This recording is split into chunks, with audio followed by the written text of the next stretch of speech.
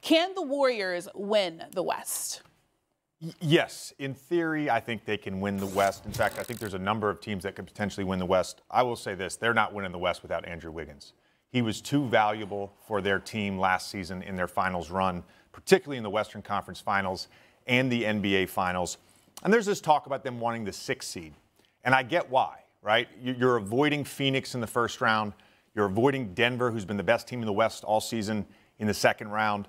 But that Sac matchup, to me, besides the storylines, right, the geographical proximity, Mike Brown coaching under Steve Kerr, Sacramento having their first playoff berth since 2006, that's going to be a tough matchup for the Warriors. You don't have home court advantage. You've been the worst road team all season long. You can't defend threes on the road. Sacramento is 5th in made threes, 7th in attempts, 8th in three-point percentage. They are a really good three-point shooting team.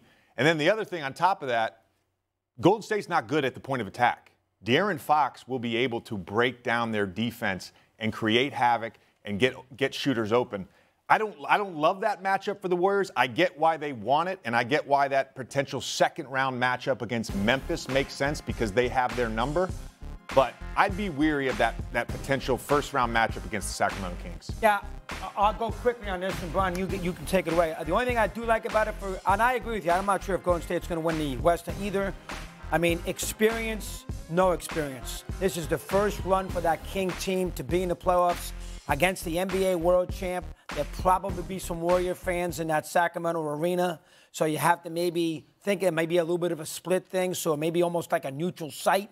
I don't know enough about that fan base in Sacramento, how many Warrior fans are living 90 miles from San Francisco, but I think you have to favor Curry Thompson in a series against a team that has not been in the playoffs in 15 years. The Sac fans are great. They're great. Always have been. Yeah, and this is going to be a great moment for them tonight because I think tonight they're going to beat the tanking Blazers and they'll get their clinch tonight. So the Warriors, if they're whole, as you said, I love the Warriors' chances if they're whole. But I don't know if they're going to be whole. And here's the thing. Let's say Andrew Wiggins, which we don't know what's going to happen, let's say he decides to come back tomorrow. The playoffs are right on top of us. I don't think you can count, even if Wiggins comes back, you can't count on Wiggins to be ready to go. And they're going to have to be ready to go right out of the gate. This is the most prolific offensive season we have seen. This is right up your alley. Since Chamberlain averaged 50. And 62. 62. This is the most prolific offensive season we've seen in 60 years. Whatever that is. And guess who's number one in offense? Of all this most prolific season, it's the Kings. They've got the most prolific offense in the most prolific offensive season in generations. So that is the reason why the Warriors have a problem. Because on the road this year, they've been horrific defensively. And Wiggins is one of their most important defensive players, particularly guarding on the perimeter where they generate everything. When you watch the Kings play, it is amazing how easily they generate the shots. Like they do it time and time and time again. But the reason that the Warriors would like to play them, the reason that LeBron searched the globe for a doctor who said he could play, the reason that the Durant-led Suns can come back in is because they look at the Kings and they say they're one of the worst defensive teams in the league. And history tells us if you can't defend the playoffs, you're not going to go long. And so when Draymond Green, I think he said earlier this week, I'd love to play the Kings because it's a short trip. Yes, he'd love to play the Kings because they can drive to the games. But he'd love to play the Kings because he sees them as a mark. And the Lakers see them as a mark, and the Timberwolves see them as a mark. The other night, the Timberwolves went into Sacramento. Won the game. It's going to be the biggest moment in Sacramento in a decade. Plus, they were going to win that game. The Wolves didn't have Karl Towns because he was coming off the calf injury. He sat out the second night of back-to-back. They won in that building. It was basically like a playoff-like game for the Kings. You think the Wolves don't want to go play them? Again, the Wolves are playing in Phoenix tonight. They're trying to get the 6th seed.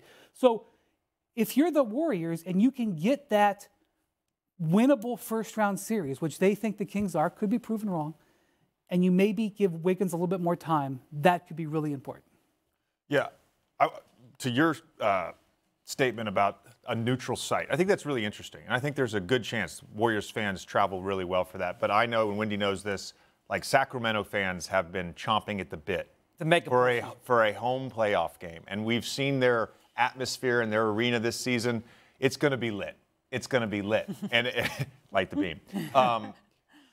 Wendy, you bring up the offensive-defensive discrepancy with the Kings. I think outside of the LeBron James 2018 Cavs, when they were a top offense but a bottom-5 defense, there's really not examples in the modern era of an elite offense and a terrible defense making a deep playoff run, and certainly not making the finals. Outside of that Cavs team, it's the only one.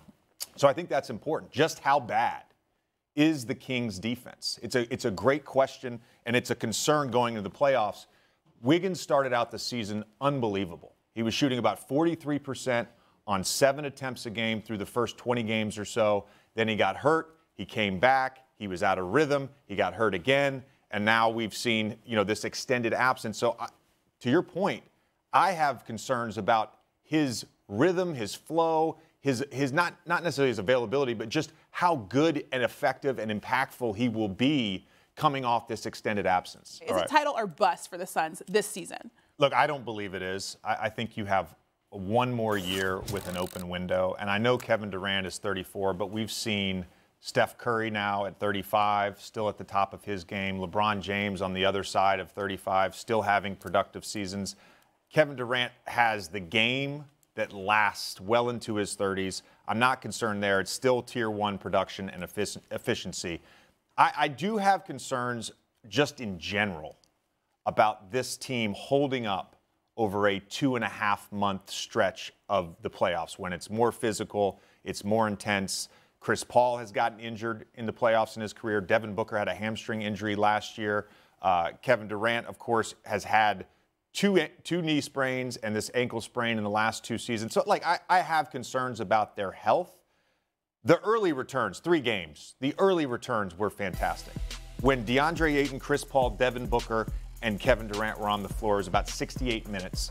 They outscored opponents by 34 points per 100 possessions. That's insane. Mm-hmm. That's insane. And granted, one of those games was against the Charlotte Hornets, but I was there. It's besides the point. I really believe in this team. I think they, along with Denver, are the 2 favorites in the Western Conference, assuming health, which I don't think is a big assumption, but you have to have that caveat.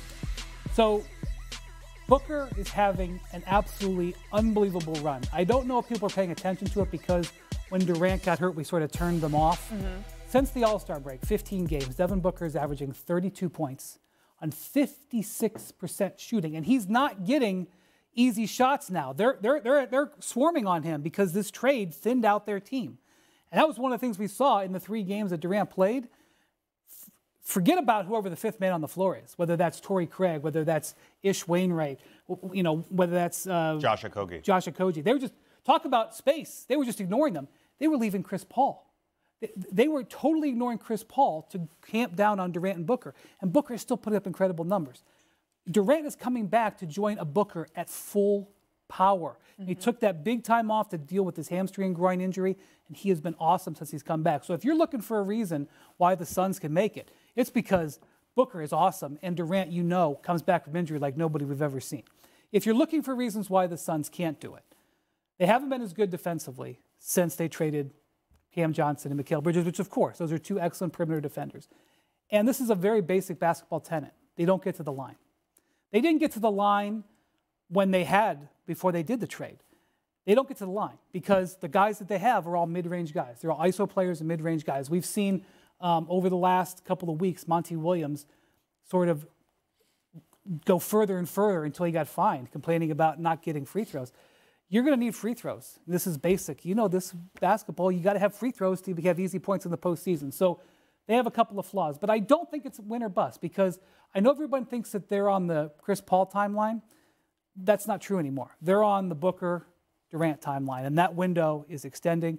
They have traded their picks, so they've limited ability to improve. But they also have DeAndre Ayton, who, if he doesn't work out, they could possibly trade him. I don't think they're there yet, but that could happen. So this is a multi-year move. That's why they traded all the picks. Well, the last time we saw Durant I was sitting in Guella. You were in Boston getting ready for the Celtics and the Knicks, and Durant was making a shot to beat the Mavericks. I think that was the last time we saw him, Sunday afternoon, and he looked good to me. And I do think that if they're healthy, and I like to have them play a little more games, I think they can beat anybody in basketball. I'll let you guys break down the free throws and getting to the line and their defensive proficiency. But that Western Conference, do we really have complete faith in Denver? complete, never been to a final. A lot of, some inexperience there.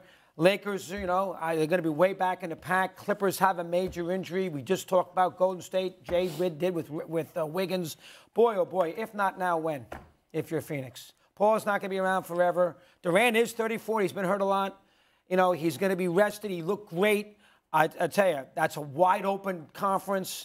I think they got a golden opportunity. They're going to avoid a play-in. Are they going to get Memphis in the first round? Well, we have to see who they're going to get. But if they right can now, hold, they're what seed? Fifth? They're fourth. And if they can hold the line, they'll get home court in the first round, which could be. Yeah, that means they get Denver in the second round. Right. They play Denver on. They play Denver on Friday. Home coming up. Yeah. They have 2 home games left with Denver.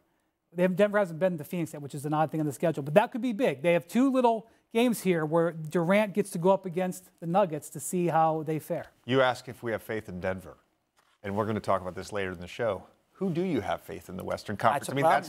That's the question. This conference does feel wide open, and some of this, of course, is health dependent on a few particular players. Winnie, I love what you brought up about Phoenix not getting the free throw line, because it's interesting to me. Neither does Golden State. The difference is the shot profile, right? Golden State has been 1 or 2 historically for the last, 6 or 7 seasons, made threes, attempted threes, right? Math problem, right? They're going to win that math problem against a lot of teams. Phoenix, on the other hand, has 3 of the best mid-range shooters over the last 5 seasons. Literally, Chris Paul, Devin Booker, and Kevin Durant are 2, 3, and 4 in most mid-range shots. So while they don't get to the free throw line and they're not a great 3-point shooting team, they are highly efficient in the mid-range. And to me, that is valuable in the postseason. Thanks for watching ESPN on YouTube. For live streaming, sports, and premium content, subscribe to ESPN+.